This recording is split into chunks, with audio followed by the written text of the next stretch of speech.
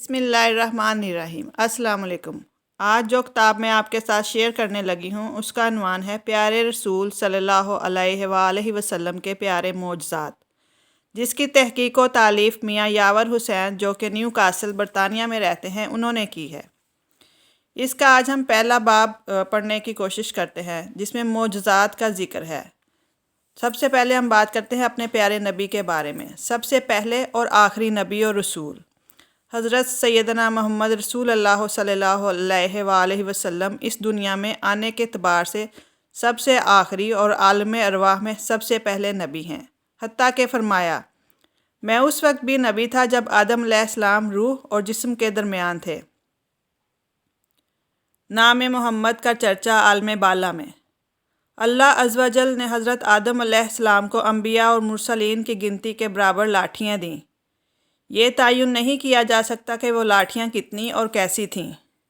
اللہ اور رسول بعد از حضرت آدم علیہ السلام اپنے فرزند حضرت شیش علیہ السلام کے پاس تشریف لائے اور فرمایا، اے میرے بیٹے، جب میرے بعد تم میرے قائم مقام ہو تو اس منصب و خلافت کو امارت التقویٰ اور عروۃ الوثقیٰ کے ساتھ لو، اور جب تم اللہ تعالیٰ کا ذکر کرو تو اس کے ساتھ ہی نام محمد لیا کرو، کیونکہ میں نے عرش الہی کے ستونوں پر آپ صلی اللہ علیہ وآلہ وسلم کا نام گرامی اس وقت لکھا ہوا دیکھا جب کہ میں روح مٹی کے درمیانی مرحلہ میں تھا۔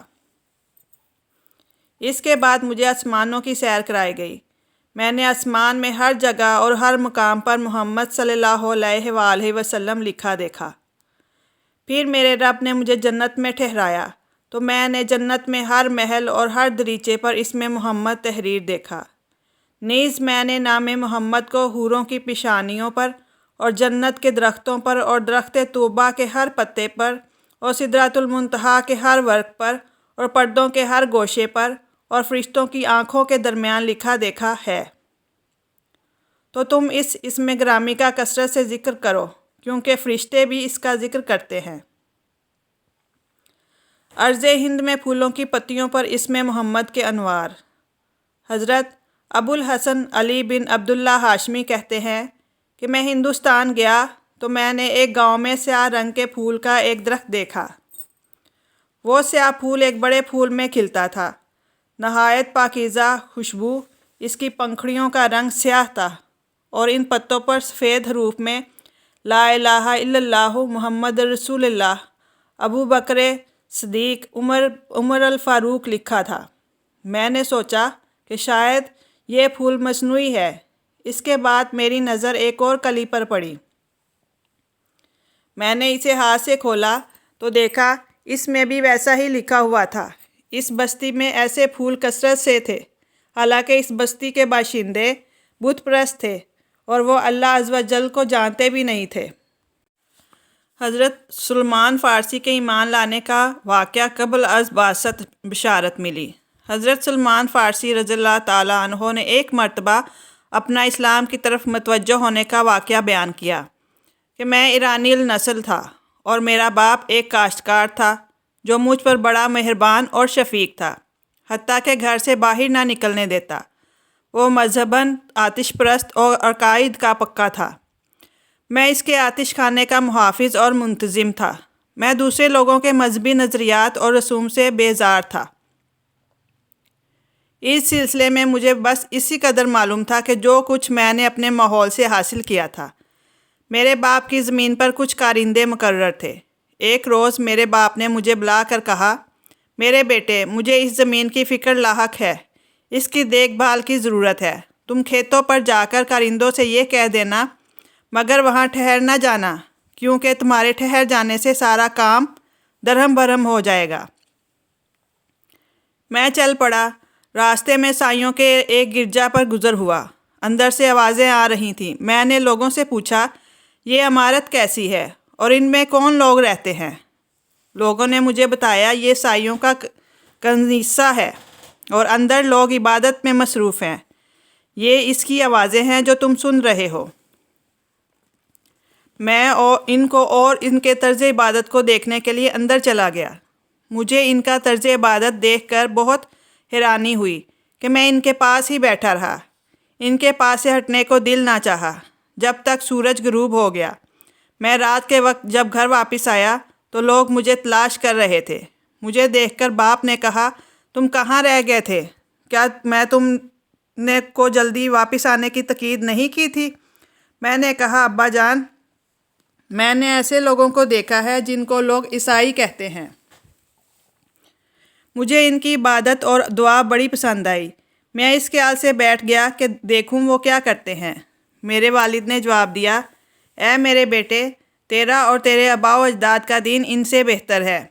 मैंने बाप से अर्ज़ किया, वल्लाह, हम लोगों का दीन इन लोगों के दीन से जो अल्लाह की इबादत करते हैं बेहतर नहीं है। हम लोग आग को पूजते हैं जिसको खुद हम रोशन करते हैं। अगर हम रोशन करना छोड़ दें तो वो खाकस्तर हो जाए। ये जवाब सुनकर मेरे बाप को अंदेशा हुआ, लिहाजा उसने पैरों में बेड़ियां डालकर मुझे अपने घर में कैद कर दिया।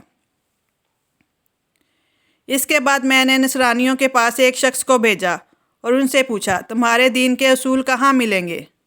उन्होंने बताया कि मुल्क शाम में है। मैंने पैगाम दिया, आप हजरात में से कोई साहब वहाँ जाने वाला हो तो मुझे ख़बर कर देना। कुछ अरसा बाद चंद ईसाई ताजिर आए तो उन्होंने मुझे इत्तला कर दी। मैंने कहलवा दिया, ताजिर अपने कारोबार से फारिग होकर जब वापसी का इरादा करें तब मुझे ख़बर करें। लिहाजा जब वो अपनी मसरूफियात ख़त्म करके वापस होने लगे तो मुकामी ईसाइयों ने मुझे ख़बर दी। मैंने पैरों से बेड़ियाँ निकाल दी और उनके साथ मुल्क शाम पहुंच गया और नसरानी मज़हब के सबसे बड़े पादरी के बारे में दरियाफ़्त किया। लोगों ने बताया, कनीसा का मुंतज़िम एक पादरी है। मैं इसके पास गया और मैंने इससे अर्ज़ किया, मेरी ख्वाहिश है कि मैं तुम्हारे कनीसा में रहूं और अल्लाह की इबादत करूं और तुमसे अच्छी अच्छी बातें सीखूं। उसने इजाज़त दे दी और मैं इसके पास रहने लगा। वो एक बुरा आदमी था। मैंने देखा कि वह लोगों को सदक़ात की तलकीन करता है। जब लोग सदक़ात लेकर इसके पास आते तो वो ख़जाने में रख देता और जिन मस्कीनों के नाम पर ये हासिल किए थे इन्हें महरूम रखता। मुझे ये सूरत हाल देखकर इससे नफ़रत हो गई, मगर वो ज़्यादा अरसा ज़िंदा न रहा और मर गया। जब लोग इसको दफन करने के लिए आए तो मैंने इनसे कहा, यह बदतीनियत शख्स है। तुम लोगों को तो सदका करने का हुक्म देता था और इसके लिए तुम्हें शौक़ दिलाता था, और जब तुम सदकात इकट्ठे करके इसके पास लाते थे तो ये इनको जमा कर लेता था और गुरबा मसाकीन को नहीं देता था। लोगों ने कहा, इसका सबूत क्या है? मैंने कहा, मैं अभी इसका जमा शुदा माल निकाल कर आपके रूबरू रखता हूँ। उन्होंने कहा, अच्छा लाओ फिर।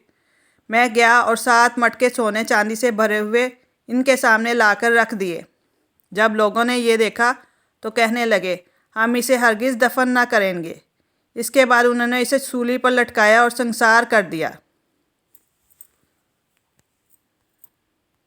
इसके बाद वो एक और शख्स को ले आए जो इनके ख्याल में एक ईमानदार शख्स था। इसे इसके मुनसिफ पर मुकर्रर कर दिया। मैंने कभी आज तक किसी शख्स को इस तरह की ज़हद व शब-ए-बेदार नहीं देखा था। इसके दिन रात इबादत में गुजरते थे। मैं नहीं जानता कि कभी मैंने इससे ज़्यादा किसी से मोहब्बत की हो। बहरहाल मैं इसके साथ रहा यहाँ तक कि इसकी वफ़ात का वक्त करीब आ गया। इस वक्त मैंने इससे कहा, ऐ जनाब, अब आपका वक्त आखिर है जो अमरे इलाही में है। आप देख रहे हैं, कसम से कहता हूँ कि मेरे लिए आपसे सबसे ज़्यादा महबूब कोई चीज़ नहीं। मेहरबानी फरमाकर मुझको हुक्म दीजिए और किसी की तरफ मेरी रहनुमाई कीजिए। उसने हमदर्दाना लहजे में कहा, ऐ बेटे, खुदा गवाह है, मैं किसी शख्स को नहीं जानता जो हमारे तरीके पर हो, इसलिए मैं किस तरफ तुम्हारी रहनुमाई कर सकता हूँ। अलबत्ता इस नबी का ज़माना करीब है जो मक्का में पैदा होगा और उसकी हिजरत का मकाम 2 पथरीली ज़मीनों के दरमियान एक शोर ज़मीन में होगा जहाँ खजूरों के दरख्त होंगे। इस नबी की निशानियाँ वाज़ेह हो गई हैं। इसके दोनों कंधों के दरमियान मोहर नबूवत होगी। वो हदिया तो कबूल करेगा मगर सदका ना लेगा। अगर तुम तलाश हक़ का जज्बा रखते हो तो इस इलाके को चले जाओ, इसलिए कि इसके ज़हूर का ज़माना करीब है। शुक्रिया। बाकी आइंदा।